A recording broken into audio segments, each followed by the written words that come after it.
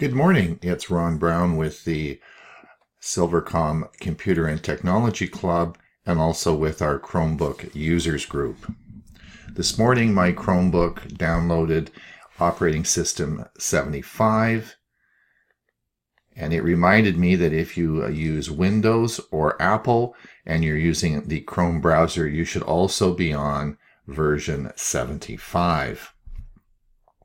Version 75 is new and just released with 42 security fixes and some new features, which we'll go over today.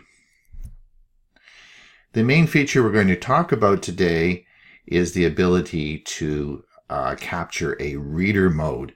If you look at the screenshot on the right side, you'll see it says 8 ways to take screenshots in Windows 10.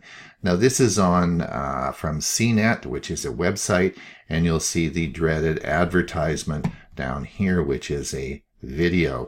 If you looked at the whole page, you would see much more advertising. When you enable the reader mode, it will remove all the advertising, and it will give you an image such as you see on the left side. It will take out all the advertising and make it very easy for you to read. This is called Distill page and will be an option in your Chrome browser. Now let me show you how this works. The first thing you need to do is you need to go to your Chrome browser and you need to bring up the Chrome flags.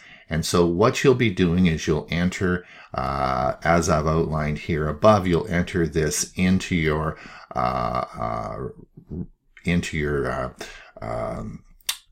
Chrome browser, and such as I have demonstrated here, I've added it into my Chrome browser, and this will bring up a menu in which you will enable reader mode.